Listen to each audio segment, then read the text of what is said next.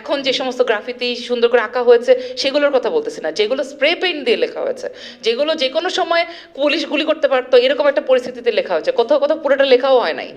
এইগুলো হচ্ছে আমার কাছে শিল্প, একটা বিশাল জনসংখ্যা যাদেরকে আমরা জেনজি বলছি ইত্যাদি বলে আলাদা করে রাখছি, এবং তাদের সম্পর্কে আমাদের এই দুনিয়ার লোকজনের কোনো ধারণা নাই। কিভাবে জানতেছো তুমি এটা? আমি তো কিছু পাচ্ছি না। তুমি তো ফেসবুকে। আমি বলছি, হ্যাঁ, ওটা তো বুড়াদের জায়গা। আচ্ছা, আওয়ামী লীগের যে পাবলিক বয়ান, সেই পাবলিক বয়ানকে যারা ক্রমাগত সাপোর্ট করে গেছেন, সেটা কি একমাত্র বয়ান বলে ধরে নিয়ে গেছেন, তারা কিন্তু আমাদের চারপাশে আছে, এখনো টিকে আছে। কিন্তু তারা আসলে কি করছিলেন? তারা, আমরা যেটা সমাজবিজ্ঞানের ভাষায় বলি, পাবলিক ট্রান্সক্রিপ্ট বনাম হিডেন ট্রান্সক্রিপ্ট। হিডেন ট্রান্সক্রিপ্ট হচ্ছে যেটার কথা তুহিন বলছেন, যে এই যে কাওয়ালিকে বিভিন্নভাবে উপস্থাপন করা, যেটার কথা মাহা বলছেন, এই যে আমি গিয়ে আমার জুট মিলের লোকজনের সাথে একটা সংগতি তৈরি করছি, এটা হচ্ছে হিডেন ট্রান্সক্রিপ্ট। এটা সুপ্ত বাসনা যে এই সরকার চলে যাবে, এই অসাম্য দূর হবে, এই বৈষম্য শেষ হবে একদিন। এটা হলো আমাদের সুপ্ত বাসনা, যে সুপ্ত বাসনা মানুষ দেয়ালে দেয়ালে প্রতিদিন লিখে না, কিন্তু পাবলিক ট্রান্সক্রিপ্ট হচ্ছে যেটা পরিষ্কার আমরা বলি, হ্যাঁ এই সরকার খুবই উন্নয়ন করছে, সরকার তো ভালো, এর বিরুদ্ধে তেমন কথা বলা উচিত না। যারা বলছে তারা আসলে উন্নয়ন বিরোধী, অথবা তারা রাজাকার, অথবা তারা দেশ বিরোধী, মুক্তিযুদ্ধের চেতনা বিরোধী। এই যে পাবলিক বয়ান, এই পাবলিক বয়ানই এই থিয়েটার দলগুলোর, এই সাংস্কৃতিক দলগুলোর মূল বয়ানে পরিণত হয়েছিল, অথচ হবার কথা ছিল উল্টা। এই মঞ্চে মঞ্চে অভিনীত হওয়ার কথা ছিল সেই হিডেন ট্রান্সক্রিপ্টগুলো, যে এই ব্যবস্থাকে ভেঙে ফেলতে হবে। সেই হিডেন ট্রান্সক্রিপ্ট আমরা একদম দেখি নাই, খুবই কম, অল্প দু একটা দলের নাটকে বা পরিবেশনায় হয়তো আমরা এগুলো পেয়েছি। কিন্তু যাদেরকে পেয়েছি তারা ধীরে ধীরে কিন্তু নিজেদের মধ্যে একটা ঐক্য তৈরি করেছে। তার ফলশ্রুতিতে এই যে একটা বিশাল জনসংখ্যা যাদেরকে আমরা জেনজি বলছি ইত্যাদি বলে আলাদা করে রাখছি, এবং তাদের সম্পর্কে আমাদের এই দুনিয়ার লোকজনের কোনো ধারণা নাই, এবং তারা, আমরা জানিও না যে ওরা কী নিয়ে ব্যস্ত, কী নিয়ে আলাপ করে, কোনটা শুনে কোনটা খায়, আমাদের কোনো ধারণা নাই।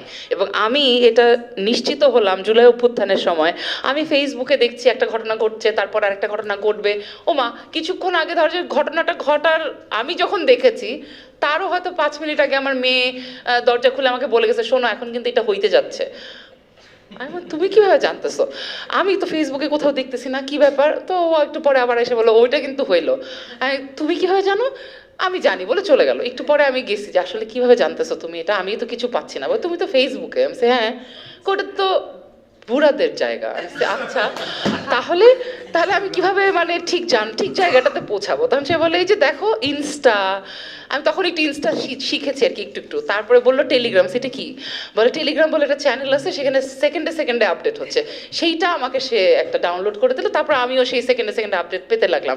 এই যে ছেলেমেয়েরা ওই সময় যে বাংলাদেশটা আমাদেরকে দেখিয়েছে, যেই বাংলাদেশটা দেয়ালে ছিল, যেই বাংলাদেশটা রাস্তার আলপনাতে ছিল, যেই বাংলাদেশটা 5ই আগস্টের আগে, কিন্তু 15ই জুলাইয়ের পরে, 15ই জুলাই থেকে 36শে জুলাই, এই সময়টাতে এই ছেলেমেয়েরা যেই বাংলাদেশ আমাদেরকে দেখিয়েছে, সেই বাংলাদেশ তো আমি মনে করি যে মুক্তিযুদ্ধে যেই বাংলাদেশের কথা বলছেন, আমাদের মর্যাদা দিবে, বৈষম্য থাকবে না, এই বাংলাদেশটাই তো আমরা দেখতে চেয়েছিলাম। এবং এই বাংলাদেশটা দেখতে পাবো এই বিশ্বাস আমাদের উপনীত হয়েছি বলেই ওই যে ওরা দেয়ালে যে কাঁচা হাতে স্প্রে পেইন্টে ভুল বানানে লিখেছে নানান স্লোগান, সেই স্লোগানটা আমাদের স্লোগান হয়ে উঠেছে। আমরা আমাদের সন্তানের বয়সী ছেলেমেয়েদের কাছ থেকে শিখেছি, নতুন করে এডুকেটেড হয়েছি, এবং আমরা রাস্তায় নেমে ওদের পক্ষে দাঁড়িয়েছি, ওদের পাশে দাঁড়িয়েছি। আমরা কিন্তু কিছু করি নাই, যা করার ওরাই করেছে। এই ওদের করার মধ্যে আমরা একটুখানি গা ঢুকিয়েছি এই জন্য যে আমরা ওদের এই বৈষম্যহীনের স্বপ্নটা দেখতে চেয়েছি। কিন্তু সেই স্বপ্নটা দেখার ক্ষেত্রে আমরা আজকে এসে যে ধরনের চ্যালেঞ্জের মুখোমুখি হচ্ছি, সেই চ্যালেঞ্জগুলো আমরা ওভারকাম করতে পারবো কি না, সেটা কিন্তু আমাদের সন্তানদের দায় হবে না, এটা আমাদের দায় হবে। কারণ আমরা কিন্তু এই মুহূর্তে যেখানে আছি সেখানে আমরা কিন্তু আমাদেরকে ছেড়ে কিন্তু ওরা চলে গেছে। চিন্তার দিক থেকে, স্বপ্নের দিক থেকে আমরা কিন্তু ওদের থেকে পেছনে আসি। এরকম অবস্থায় আমরা যদি ওদের সাথে যেতে চাই, তাহলে কিন্তু আমাদের আপডেট করতে হবে আমাদের চিন্তার ধারণাটাকে, আমাদের ভাবনাটাকে। যে কথাটা আমি আসলে তুহিনের কাছ থেকে নিয়ে বলতে চাই, যে 47-এ আসলেই কেন পাকিস্তান আর ইন্ডিয়া ভাগ হয়েছিল, সেইটা যেই প্রক্রিয়ার মধ্যে দিয়ে 1971 হয়েছে এবং তারপরে আমরা যেন এমন একটা ভাব করলাম যে এখানে পাকিস্তানের বদলে আমাদেরকে অন্য কাউকে রিপ্লেস করতে হবে, কিন্তু আমরা যাকে দিয়ে রিপ্লেস করলাম সেও তো আমি না। তাহলে বাংলাদেশ কেমন করে বাংলাদেশ হয়ে উঠবে?